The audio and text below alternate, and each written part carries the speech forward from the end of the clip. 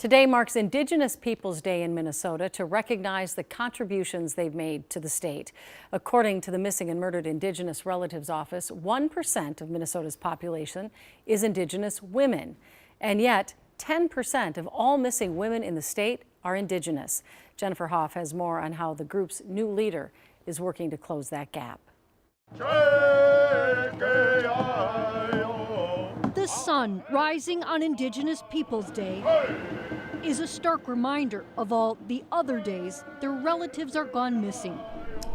Yeah. Guadalupe Lopez is dedicated to help find. I just want to make sure that I'm being a good relative to them. The Leech Lake Band member is the new director of Minnesota's Missing and Murdered Indigenous Relatives Office, a first-of-its-kind group that started 3 years ago. We are a liaison to the families to support, but we are not an investigation agency.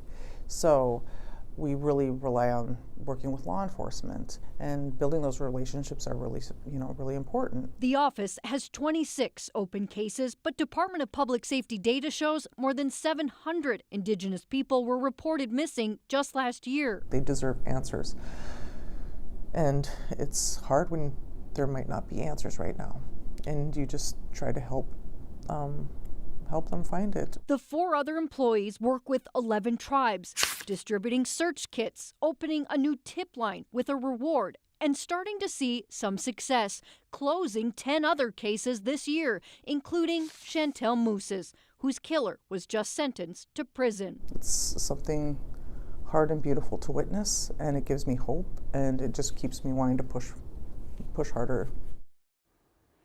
That reward money, by the way, is partially funded through a one-time legislative allocation and then a specialty license plate.